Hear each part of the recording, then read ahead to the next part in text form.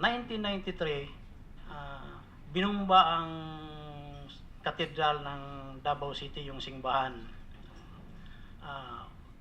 Umorder naman si Mayor Duterte nga masakirin yung mga muski ng mga Muslim. Yung Muslim. O, yung mga Masakirin ng Muslim. yung mga muski, ma'am, inasakir namin. Hinati kami ng tatlo. Ang team leader namin ay si Major Asindista, Ildefonso Asindista, ang team leader pa namin noon. Tapos, ako naman ang tumapon ng granada sa Bangkiruhan Mosque. Yung sa Maakwari, ang si Arthur Las Cañas naman ang bumanat doon sa mosque naman. So, meron kayong binomba na moske. Oo, ma'am. Inutos ka mo ni Mayor Duterte.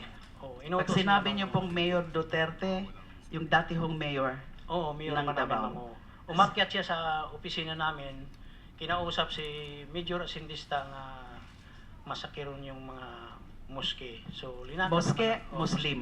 Moske, ma'am, yung mga Muslim. Moske po lugar yon. Simbahan, ma'am, simbahan. Simbahan. Meron ho bang namatay dyan sa pagbomba nyo ng moske na yan? Nagka-timing lang, ma'am, nga walang tao, walang simba. Ayun. Walang simba. So, Kaya walang naging casualty. wala naging casualty, ma'am. Sino ka mo nag-utos? Si Mayor Duterte, ma'am. Paano mo alam na siya ang nag-utos? Nang doon man ako sa opisina, ay palagi man akong dikit sa mga opisyal, ma'am. Alam niyo po ba kung bakit pinabomba yon? Kasi parang gumaganti siya nga binumbahan na ang katedral. Para naman kami pong terrorist, ma'am.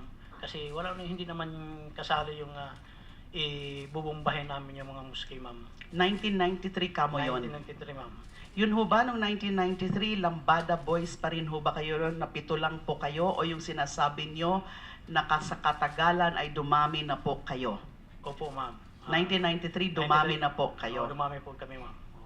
At nang sinabi mong dumami yung mga kasamahan nyo, yung unang Lambada Boys din ho ba ang tawag pa rin? Hindi na, ma'am. Hindi naman laban na boys, ma'am. Pero tatapusin ko muna, ma'am. Pagkatapos Sige po. ng bumumba kami sa sa simbahan ng Muslim, naglipas ang mga araw, umutos siya nga yung mga suspect na Muslim, hulihin nyo, patayin nyo.